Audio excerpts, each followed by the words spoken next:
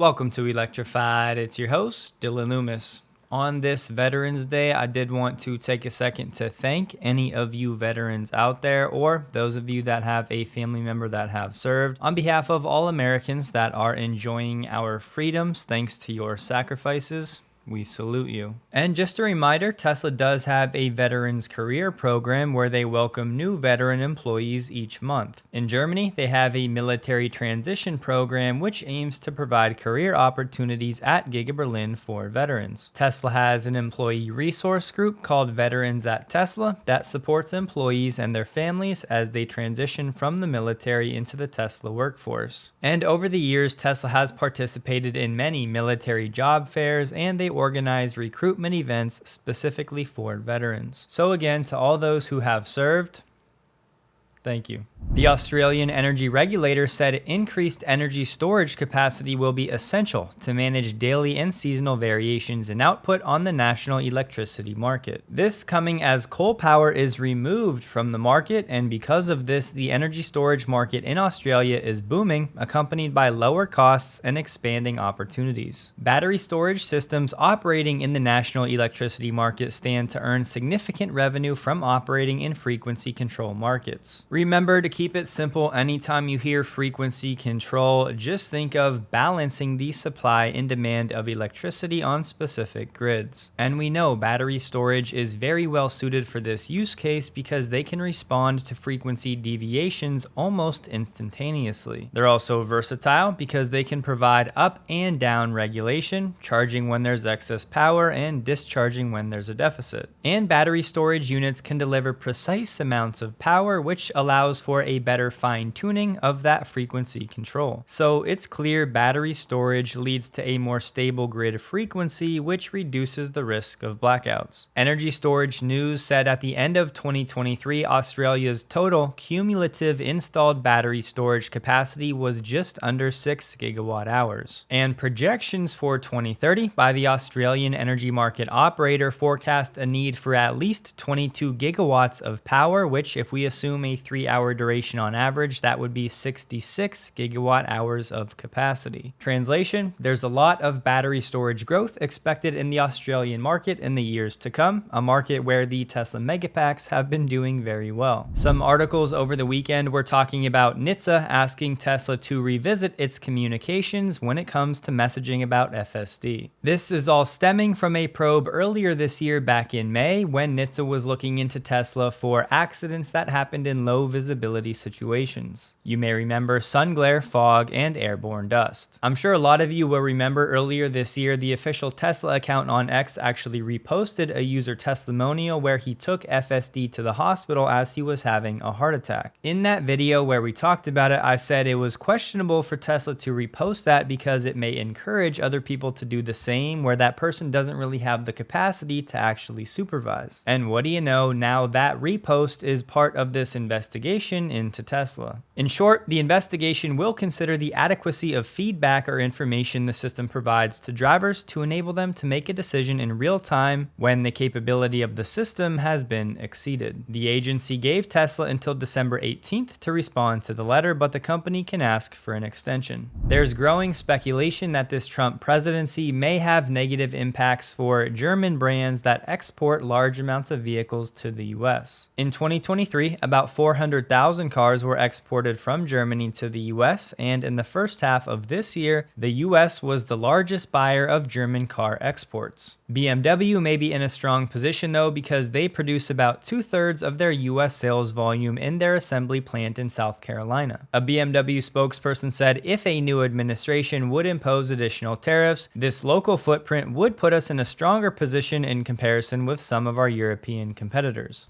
And the director for the Center of Automotive Management said German automakers could expand their production in the United States in response to any tariffs. Really wanted to drive the point home that tariffs are one of the biggest question marks out there right now for the auto industry, but not just for cars coming from Mexico or from China. We can't forget about Europe as well. On X, Adon Guajardo, hope I pronounced that right, caught a nice video of the Cybercab driving around Giga Texas, presumably doing some testing.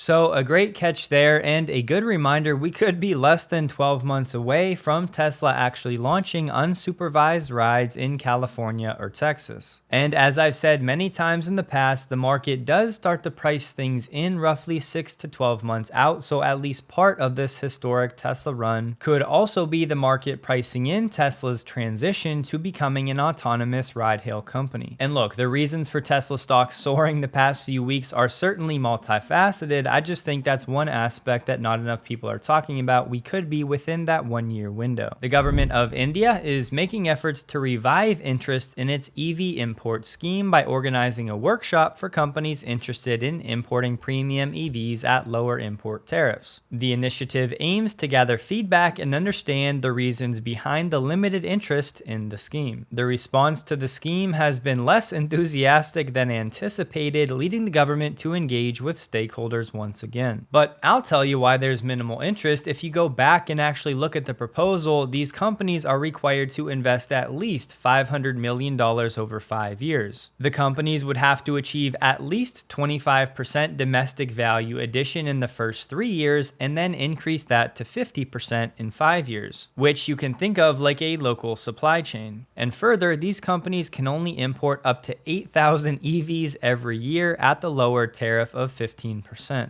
So yes, the 15% tariff is a big reduction from the between 70 and 100% tariff based on the price of the vehicle, but there are clearly some limitations, restrictions, and requirements that these car companies are not on board with. And remember, the main company India is trying to win over with this policy is Tesla. It's no surprise investors are piling into bullish options bets on Tesla, with the stock hitting its highest level in more than 2 years. Tesla contracts were the most heavily traded options on individual stocks today, with some 2.5 million contracts changing hands by noon, more than twice the usual pace. The chief strategist at Interactive Brokers, a company we worked with earlier this year, said it's euphoric. Tesla is by far the most active option at our shop. Dan Ives raised his Tesla price target to $400 from $300 before, saying Trump is a game changer for the autonomous and AI story for Tesla and Elon over the coming years. And because I know at least a few of you will be curious, the Tesla options with strike prices at $350 and $400 and set to expire on Friday were the two most actively traded contracts, with combined volume of about 180,000. Because ultimately, if you look now, autonomous is going to get fast-tracked in our opinion, and that is significant because of Tesla and the AI future. I believe that's worth $1 trillion alone in terms of that AI piece to Tesla. And that's why, for Musk, the bet on Trump, it's a poker move for the ages. As it turns out, there's some reading between the lines that is necessary after this post from Kai Trump saying Elon achieving uncle status. Well, Andy, I think it's just that Elon has obviously the ear of the president, and in a major way. And so when you think of all of the potential policies that Trump might enact, all the people that he's going to be filling his cabinet with, Elon's going to play a very significant role. So it's not too far of a stretch to say how Trump views AI, how Trump views EVs, how Trump views robotics, how Trump views space is probably all going to take a decidedly pro-Elon point of view. And therefore, I think that explains, why Tesla has done so well. That and the fact that it's been the dog of the Mag 7 for most of 2024. So there was room to catch up. Yeah, Andrew, I wouldn't look for Elon Musk to have a .gov address. I wouldn't look for Elon Musk to be a technical part of the U.S. government. But he is a massive part of shaping, architecting this government. Interestingly enough, like his systems background, like built Tesla, built SpaceX, he legitimately helped the Republican ticket in Pennsylvania. He figured out they needed more transportation. They did it. He did his own rallies where he was treated like a rock star, like Trump. He's intimately involved in shaping this government. And Andrew, I'm told that former President Trump loves sparring with Elon. He loves the innovative thinking. You've interviewed him on stage. You know him. Like, he has quirky thinking. He's not afraid to talk out loud. And he's bringing a fresh eye to a problem that Trump has been thinking about for 8 years, including 4 of those in the wilderness. Elon Musk, as an idea generator, as an idea promoter, somebody who's going to be a massive hand voice in shaping the new Washington. Mar-a-Lago has basically been brimming for the last 2 days, I'm told, with two kinds of people: those angling for a job and those who are trying to influence Trump into hiring their picks. But one person has loomed over all of that. His name is Elon Musk. Multiple sources tell me tonight that Musk has been seen at Mar-a-Lago nearly every single day since Donald Trump won, dining with him on the patio at times. Today, they were seen on the golf course together.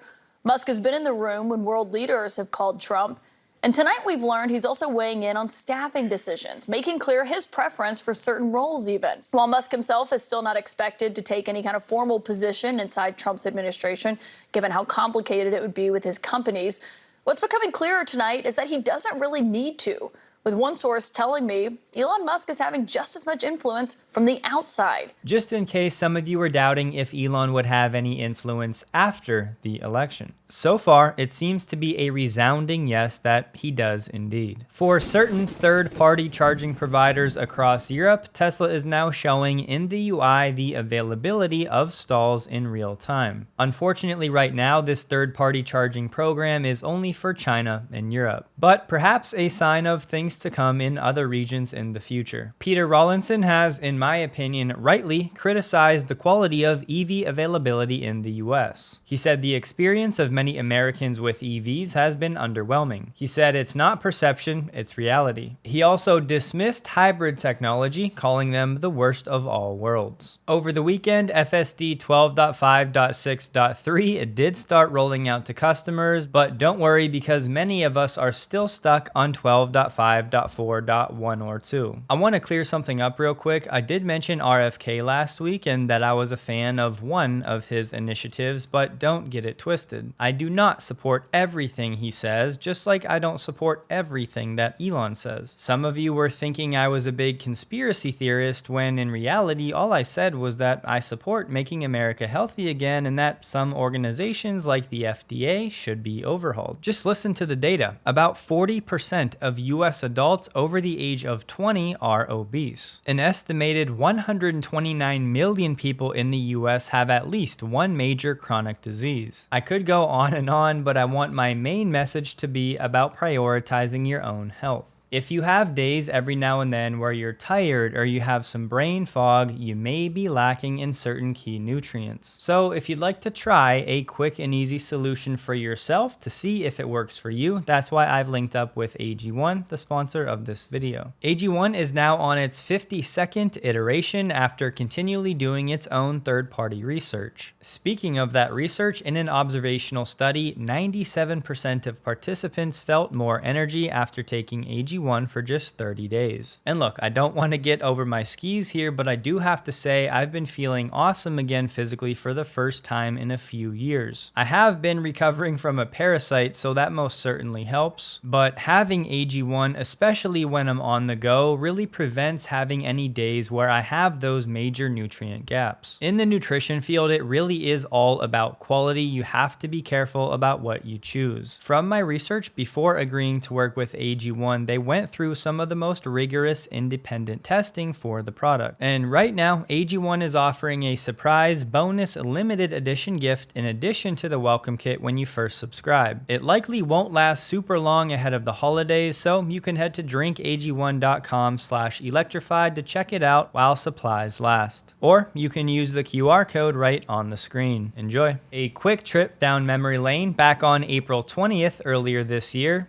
maybe Gary was participating in festivities, he said we were correct to reduce our Tesla position from 12.2% to 2.7% today because of our concern about deteriorating fundamentals. In hindsight, we should have sold our entire Tesla position rather than keeping a small percentage of it. He later clarified his average sell price over that time was $202. September 5th this year, Fred Lambert sells all of his Tesla shares. Also in September, Ross Gerber said he's been dumping Tesla because because no one wants the company's cars or robots. The only point I wanted to make here as well is that just because somebody has a large following does not necessarily mean their takes are always going to be good. And obviously, everybody has the right to do whatever they want to with their own investments, but the problem is, in this case, they were all arguing that basically Tesla had no upside in the near term, and clearly their thesis has been terribly wrong. But the main reason I'm sharing this is because I know there are actually more people out there than you may think that have listened to people like this and actually ended up selling their shares and are now kicking themselves. So be careful who you listen to and always make your own financial decisions. A fun fact, Tesla has added $450 billion of market cap in 1 month. Tesla has now become the 8th biggest company in the world by market cap, sitting at a $1.12 trillion valuation. And who can forget this one from Elon? He said, once Tesla fully solves autonomy and has Optimus in volume production, anyone still holding a short position will be obliterated, even Gates. And I shouldn't have to say it, but all of this recent Tesla stock move is before either of these events. There were some headlines out there today about a terrible Tesla crash in which unfortunately 4 people passed away, and part of the reason was they couldn't get out of the car because they said the door handle wasn't working, according to the one person that survived. The investigation is still ongoing, but I wanted to use that to remind everybody to always know about the manual door open override. Check the owner's manual for your vehicle. There will be one for the front doors and also one for the rear doors. You should not be driving your Tesla without you and your passengers knowing where those are. Tesla stock closed the day at $350 on the nose, up 8.96%, while the Nasdaq was basically flat, up 0.06%. The volume today was 125% above the average. Don't forget, check out AG1 linked below if you're interested. Take advantage of that new bonus offer for as long as it lasts. Hope you guys have a wonderful day. Please like the video. If you did, you can find me on X linked below. And a huge thank you to all of my Patreon supporters.